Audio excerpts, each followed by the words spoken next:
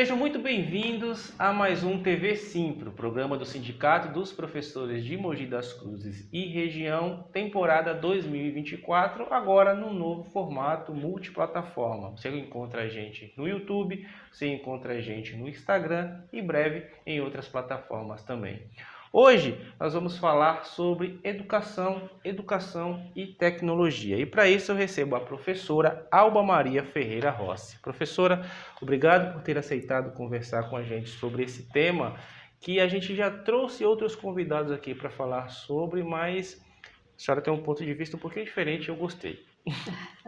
Então, quando nós falamos de tecnologia na educação, e a tecnologia na educação não é a minha área específica, mas eu gostaria de colocar um ponto que eu acho muito importante. As tecnologias são importantes nos dias de hoje? É claro que são. Elas estão aí e nós vemos que cada vez mais elas estão entrando nas escolas, nas salas de aula. Mas o mais importante de tudo é o propósito que o professor tem para que ele use uma determinada tecnologia. Se ela é importante ou não, eu acho que tem muito debate ainda sobre, mas que ela é inevitável, isso já é consenso. Isso, você falou a palavra correta. Ela é inevitável, né? E nós, professores que já somos de uma outra época, nós não temos assim tanta facilidade para lidar com a tecnologia, mas nós podemos pensar sobre a tecnologia. Até que ponto nós podemos utilizar a tecnologia na escola? Quando eu digo na escola, eu penso não somente na sala de aula, mas eu penso no ambiente escolar como um todo, né? Na relação até da direção da escola, com os pais, com os funcionários. Eu não sei se você já presenciou uma atribuição de aulas no início do ano e a formação de um horário dos professores. Então, cada um quer um determinado horário. A tecnologia, ela pode nos auxiliar muito, não é? Com determinados programas, para que a gente possa acomodar, né, os professores nos horários que eles desejam. Agora, isso é uma coisa simples, não é? Nós podemos utilizar a tecnologia junto aos alunos para que eles tenham uma aprendizagem melhor, para que nós possamos melhorar a relação ensino-aprendizagem, para que nós possamos não enxergar o conhecimento simplesmente como um mosaico, não é? Porque hoje em dia a especialização ela é tão ampla que quando você fala de um determinado conhecimento, você fala sobre o conhecimento, mas você não contextualiza esse conhecimento. Então, eu acho isso de uma importância fundamental, né? Eu vou te dar um exemplo prático, né, que a gente está vivendo nos dias de hoje. Devido à guerra da Rússia com a Ucrânia, o Brasil deixou de importar fertilizantes, não é? Isso aí é uma coisa que você fica sabendo por meio dos meios de comunicação. Agora, em sala de aula, isso aí pode ser explorado. O problema é só esse, comprar de um outro local, comprar lá do Canadá ou comprar propriamente da Rússia. Não, eu acho que a questão ela vai um pouco mais longe, não é? Por que o Brasil não produz esses fertilizantes? Então, eu acho que é justamente esse conhecimento crítico, é que a gente tem que aproveitar por intermédio da tecnologia. Você citou a questão dos fertilizantes, mas a gente teve um debate parecido na pandemia com a questão dos insumos para a produção das vacinas e insumos médicos de forma geral, máscara, luvas e agulha e etc. A gente já recebeu alguns convidados aqui para falar sobre esse tema da tecnologia dentro da sala de aula. Esse programa, o pessoal que acompanha a gente sabe, ele teve um hiato de alguns anos.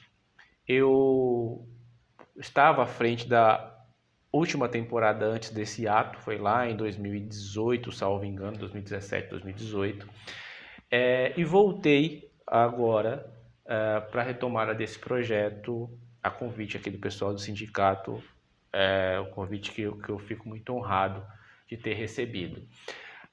De 2018 para cá, a transformação tecnológica houve, mas nós não tivemos algo tão disruptivo como, por exemplo, o surgimento do aparelho celular.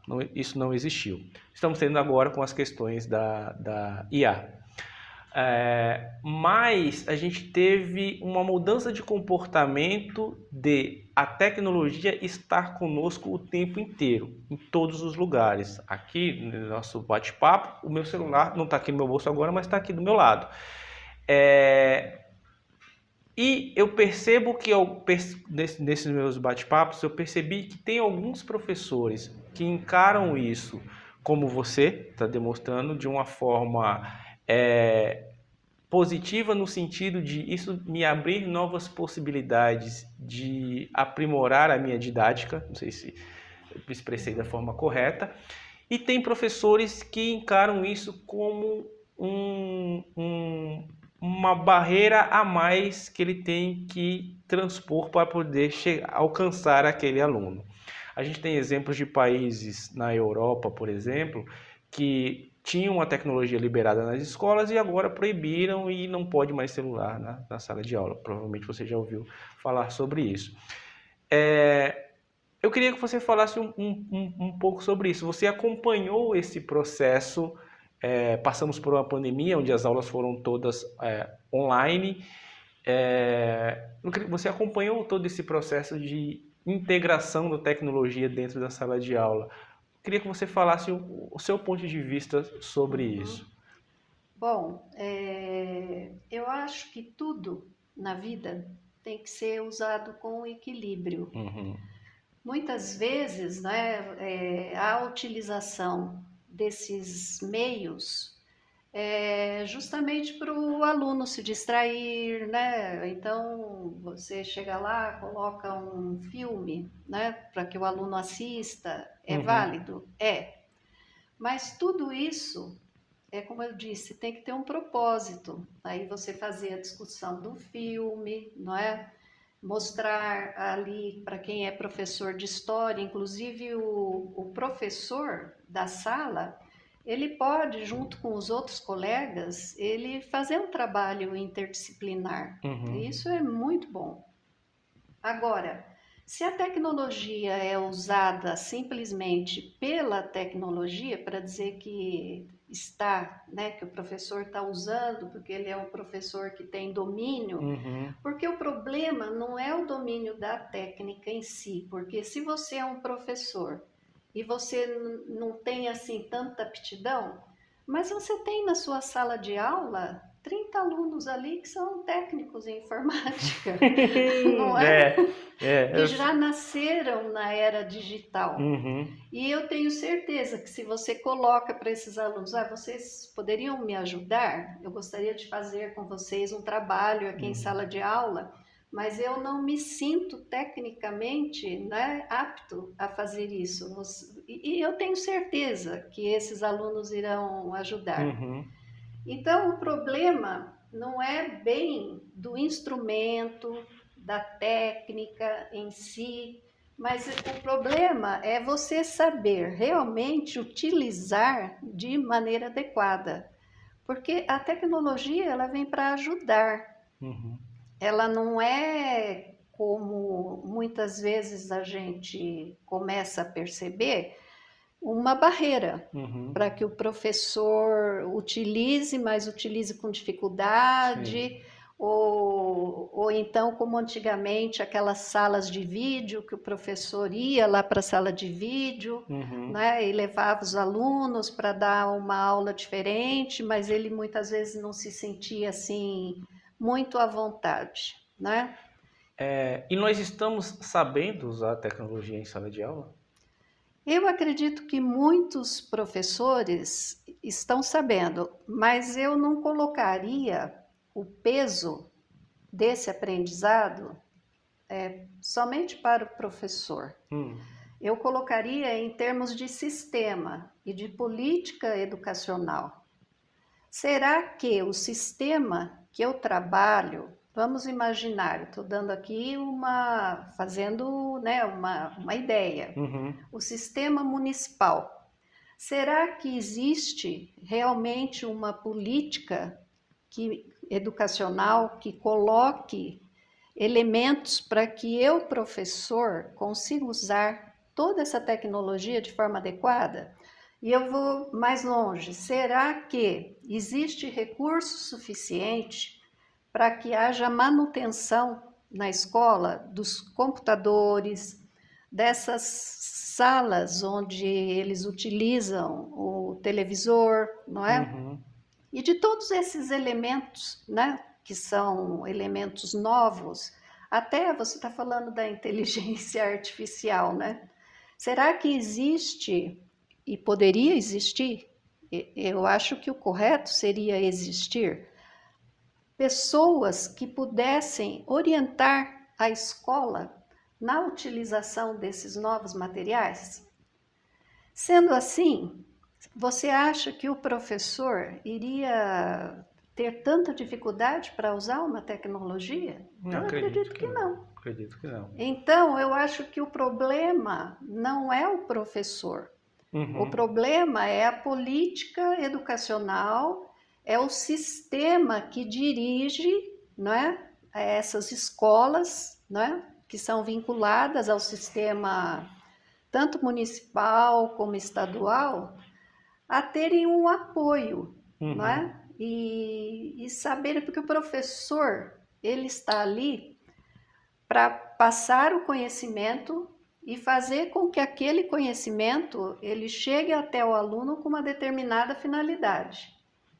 Eu também não acredito naquele conhecimento decoreba, Uhum. de conhecimento por si. Não. Eu acho que todo conhecimento ele tem que vir carregado de significados, não é? E quais significados? Um significado de democracia, um significado de uma sociedade mais igualitária, não é? Porque o professor, que realmente é um formador, ele quer que o aluno, cada vez mais, ele se transforme num ser humano melhor. E para que a gente possa se transformar num ser humano melhor, é preciso solidariedade, é preciso mais igualdade, nem que seja somente dentro da escola. Uhum. Porque a gente sabe que o que eu estou dizendo são coisas difíceis, muitas vezes, de acontecer num contexto maior. Mas não são impossíveis, não é? A partir da escola, você pode conseguir, através dos seus alunos, cada vez mais, e isso a tecnologia pode ajudar, porque essa ideia vai se replicar. Hoje eu estou falando aqui, muitas pessoas estão me ouvindo, assim como o aluno pode conversar com outro aluno de outra região, às Uhum. vezes de outro país, não é? Uhum. E esse movimento, que eu acredito nesse movimento, cada vez mais de conscientização, para que o nosso mundo seja um mundo melhor. Um mundo mais plural, eu acho que é importante. É, eu acredito que a gente ainda não tenha muito claro qual caminho a gente quer seguir. Eu falo a gente enquanto sociedade e a gente enquanto gestor público que define a, a, as estratégias da educação. ainda não está claro qual o caminho que a gente quer seguir. A gente quer ter a tecnologia como uma ferramenta inserida dentro do contexto da educação, a gente quer ter ela só como um complemento, ou a gente acha que não é o momento para ter a tecnologia inserida dentro do contexto educacional e ela fica só como uma distração ou um brinquedo. Eu acho que essa é uma discussão que o Brasil não está tendo e que outros países mundo afora estão tendo, mas ainda não acharam a resposta. Você tem essa mesma impressão? Ou... Tudo que é novo, e nesse campo da tecnologia, parece que as novidades elas crescem em ritmo geométrico, né? E assusta um pouco, não é? E a gente fica pensando, será que isso aí realmente é bom? Ou será que eu devo me portar como professor mais da maneira tradicional, né? E formar meus alunos mais naquele ensino tradicional, para que eles possam enfrentar a vida de uma maneira melhor? Mas eu fico com a primeira colocação que você fez logo no início, que isso é inevitável. Eu achei ótima a sua colocação. A gente não tem como, não tem como. Eu tenho um filho, você falou, citou o exemplo aí, que às vezes tem uma dificuldade, o aluno pode te ensinar. Eu tenho um filho de 8 anos que coisas que assim, eu vi o nascimento do celular, que eu não sei fazer e que ele sabe, que ele me ensina. E até dentro disso, você dá aula para universidade? Eu já dei, né? Atualmente eu estou aposentada. Sim. Eu fui professora, fui diretora de escola, depois fui professora da faculdade do curso de pedagogia. Mas você acompanhou em sala de aula toda essa evolução tecnológica. Me fala um exemplo de demanda que o aluno pediu para você em relação à tecnologia. Por exemplo, professora, posso utilizar artigos que eu peguei no site XY para coisas desse tipo? Inclusive, isso é uma dúvida, né, que muitas vezes o professor tem, e até na universidade é aceito. Se você for buscar na internet, é claro que precisa haver um filtro, porque hoje a gente tem muita coisa na internet e muita coisa que não é boa.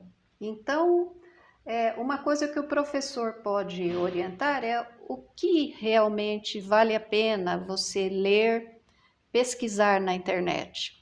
E aí você vai ler, pesquisar e você vai trazer aquela bibliografia e você vai citar. Vamos imaginar que você vai escrever um artigo científico, né?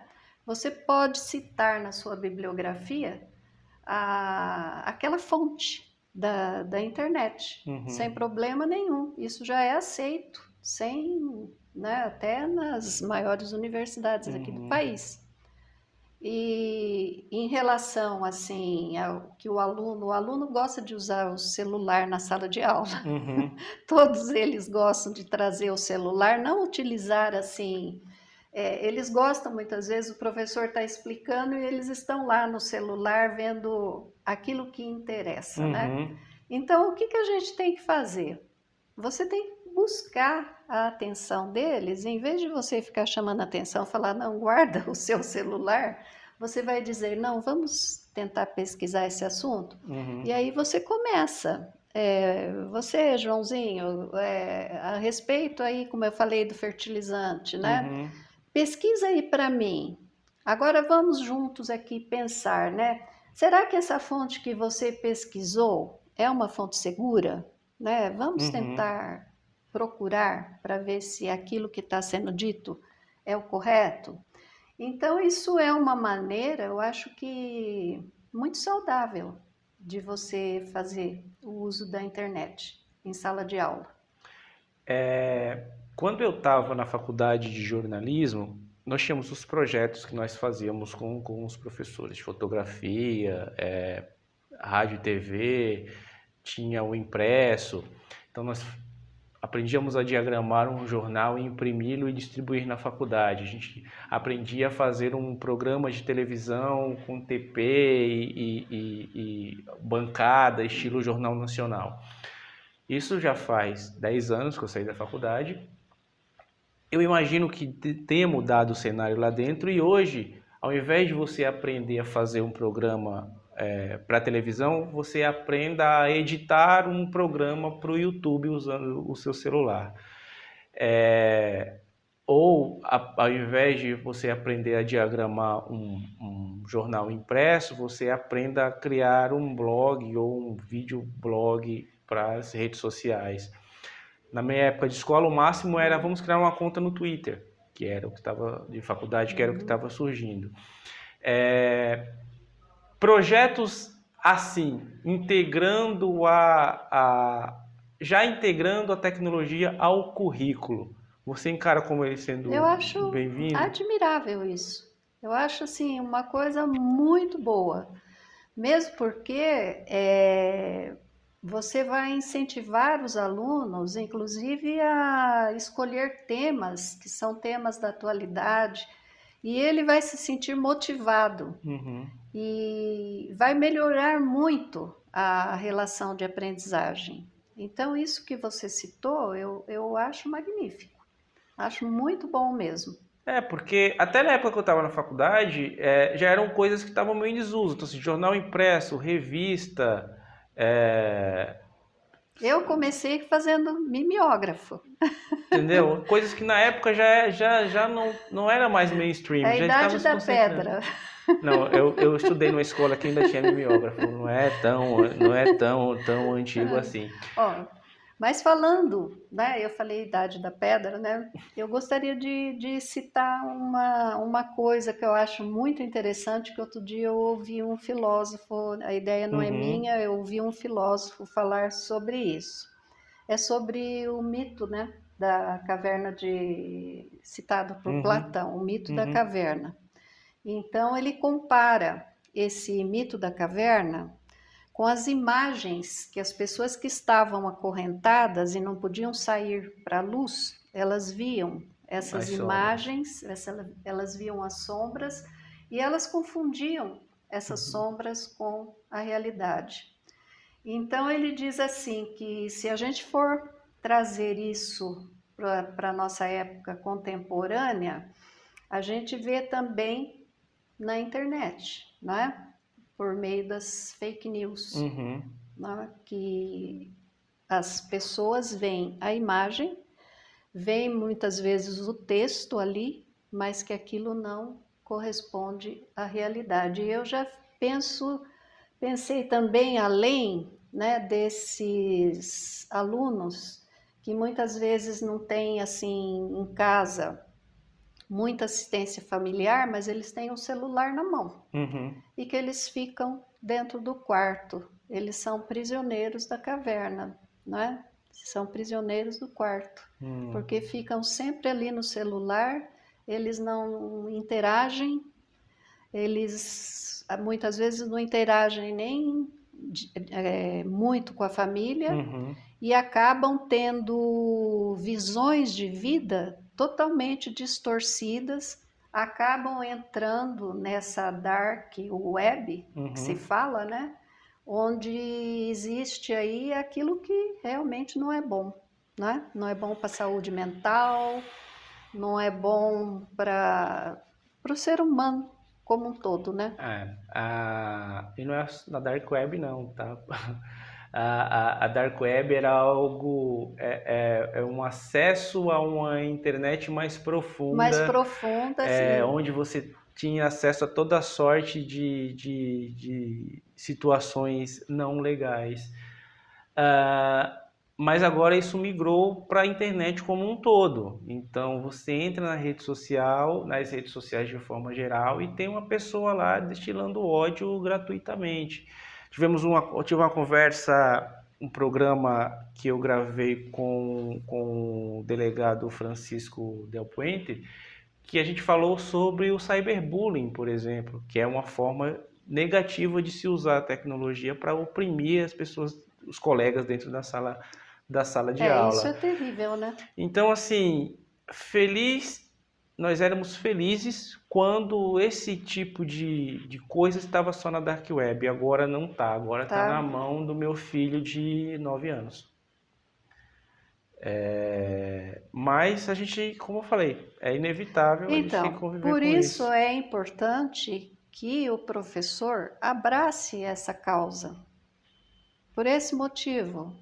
Porque a partir do momento em que ele começa a tirar esse véu, a mostrar que aquilo que... Porque a internet encanta mesmo, não é? Eu tive um professor de teoria da literatura que ele dizia assim, os adultos pegam o celular e eles brincam com o celular, é o brinquedinho do adulto. E na realidade é muito agradável você pegar o celular e ficar lá, não é? Mexendo no celular. Mas assim como há boas informações, há aquelas negativas, né? O caso que você falou, não é, de bullying por intermédio da internet, que muitas vezes um aluno ele coloca alguma coisa sobre o colega e esse colega fica marcado, não é? Então, é uma situação que pode ser evitada, não é? E você realmente dizer para o seu aluno que há coisas que não se deve colocar na internet. Por exemplo, a sua privacidade. Você tem que dar valor à sua privacidade. Então, não é tudo que você vai escrever e vai colocar lá na internet. Bom, para a gente encerrar o nosso bate-papo, diante de tudo isso que a gente conversou, eu posso concluir que você é a favor de usar a tecnologia dentro da sala de aula. Certo? Sim. Estou seguro posso afirmar isso com segurança. Sim. Da próxima vez que um professor sentar aí nessa cadeira que você está agora e eu estiver batendo um papo com ele, falando sobre o uso da tecnologia da sala de aula, e esse professor falar para mim que ele é contrário, que tipo de argumento eu posso dar para ele para mostrar que a tecnologia pode sim ser uma ferramenta importante para o professor e não uma barreira entre ele e o aluno? Eu diria para você o seguinte, que é ótimo as pessoas serem contra e outras a favor, porque a gente não pode caminhar no pensamento único. Pensamento único é algo que não leva o ser humano para frente, não é? Ele faz a estagnação do conhecimento. Então, o que eu diria como diretora e professora é vamos sentar e vamos dialogar e vamos ver quais são os pontos positivos e os pontos negativos e ver como a gente pode fazer a superação do que é negativo e fazer uma reintegração daquilo que é positivo. E vamos pensar também no aluno, né? O que o aluno deseja, né? O que é bom para ele que ele possa ter um ensino-aprendizagem cada vez melhor. Então, eu acho que tudo se resolve a partir do diálogo, não é? Eu adoro pessoas que não concordam comigo. Diálogo, é isso que nós estamos precisando. Professora, obrigado por ter aceitado conversar comigo. Espero que a senhora volte numa outra oportunidade para a gente conversar sobre outros temas também. E para você que chegou até o final desse programa, eu quero agradecer pela parceria. Eu quero convidar você a seguir a TV Simpro Mogi no YouTube e o Simpro Mogi _ no Instagram. Se tiver alguma dúvida, quer conversar com a professora Alba, mandar alguma mensagem para ela, escreve aqui nos comentários ou manda no Instagram, a gente encaminha, eu tenho certeza que ela vai responder com o maior prazer. Muito obrigado de coração pelo seu apoio, eu espero ver todos vocês na próxima. Tchau, tchau.